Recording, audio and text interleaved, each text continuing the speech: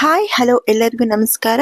Welcome back to Shishi's kitchen. ಇವತ್ತು ನನ್ನ ಕಿಚನಲ್ಲಿ ರಾಗಿ ಉಪ್ಪಿಟ್ಟು ತೋರಿಸ್ತಾ ಇದ್ದೀನಿ. ನೋಡಿ, 1 ಬೌಲ್ ರಾಗಿ ಹಿಟ್ಟು, 2 ಆನಿಯನ್ನು, ನಿಂಬೆ ರಸ, ಕ್ಯಾರೆಟ್ ತುರಿ, ತೆಂಗಿನಕಾಯಿ ತುರಿ, ಕೊತ್ತಂಬರಿ ಸೊಪ್ಪು, ಕರಿಬೇವಿನ ಸೊಪ್ಪು, ಹಸಿಮೆಣಸಿನಕಾಯಿ ಇಷ್ಟು ಇಟ್ಕೊಂಡಿದ್ದೀನಿ ಉಪ್ಪಿಟ್ಟು ಮಾಡೋದಕ್ಕೆ. ತುಂಬ ಟೇಸ್ಟಿಯಾಗಿರುತ್ತಪ್ಪ. ಫಸ್ಟ್ ಒಂದು ಪ್ಯಾನ್ ಇಟ್ಕೊಂಡು ಸ್ಟವ್ ಆನ್ ಮಾಡಿಕೊಂಡು ರಾಗಿ ಹಿಟ್ಟನ್ನ ಸ್ವಲ್ಪ ಹುರ್ಕೋಬೇಕು. ಒಂದು 3-4 ಮಿನಿಟ್ಸು. ಗಮ್ಮಂತ ಅರೋಮ ಬರುತ್ತೆ. ತುಂಬ ಸೀಸ್ಬಾರ್ದು, ಸುಮ್ಮನೆ ಬಿಸಿ ಆಗ್ತೆ ಮತ್ತೆ ಗಮ್ಮಂತ ಬರುತ್ತೆ, ಅದರಿಂದ ಸುವಾಸನೆ ಬರುತ್ತೆ.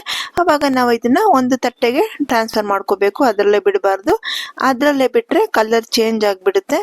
ಇವಾಗ ನೋಡಿ, ಈ ತರ ಒಂದು ತಟ್ಟೆಗೆ ನಾನು ಟ್ರಾನ್ಸ್ಫರ್ ಮಾಡ್ಕೊಂಡು, ಒಂದು ಗ್ಲಾಸು ತಣ್ಣೀರೇ ತಗೊಳ್ಳಿ, ಇಲ್ಲ ವಾಮ್ ವಾಟರ್ ಯಾವ್ದಾದ್ರು ಸರಿನೇ.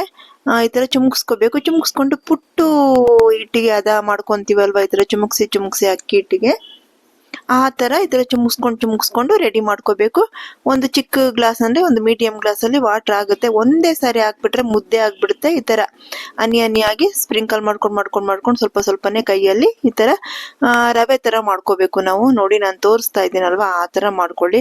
ತುಂಬಾ ಚೆನ್ನಾಗಿರುತ್ತೆ ಈ ಉಪ್ಪಿಟ್ಟು. ಡಯಾಬಿಟಿಕ್ ಫ್ರೆಂಡ್ಲಿ, ಮತ್ತೆ ಡಯಟ್ ಮಾಡ್ತೀನಿ ಅನ್ನೋರು ಕೂಡ ರಾಗಿ ಮುದ್ದೆ ಬೇಜಾರಾದಾಗ ಈ ತರ ಮಾಡ್ಕೊಂಡು ಉಪ್ಪಿಟ್ಟು ಮಾಡ್ಕೊಂಡು ಸವಿಬಹುದು. ನೋಡಿ, ಈ ತರ ಸ್ವಲ್ಪ ಸ್ವಲ್ಪನೇ ಉದುದ್ರಾಗಿ, ನೋಡಿ ಈ ತರ ಉದುದ್ರಾಗಿ ಬರುತ್ತೆ. ಈ ತರ ಮಾಡ್ಕೊಂಡು ಇದನ್ನ ಪಕ್ಕಕ್ಕೆ ಇಟ್ಕೊಳ್ಳೋಣ. ಪಕ್ಕಕ್ಕೆ ಇಟ್ಬಿಟ್ಟು ಒಂದು ಬಾಣಲಿ ಇಟ್ಕೊಂಡು ಇದಕ್ಕೆ ಸ್ವಲ್ಪ ಆಯಿಲ್ ಸೇರಿಸ್ಕೊಳ್ಳೋಣ. ಒಂದು 4 to 5 ಸ್ಪೂನು ಸೇರಿಸ್ಕೊಂಡು, ಇಲ್ಲ ಕಮ್ಮಿ ಬೇಕು ಅಂದ್ರೆ ಕಮ್ಮಿನೂ ಸೇರಿಸ್ಕೊಳ್ಳಿ.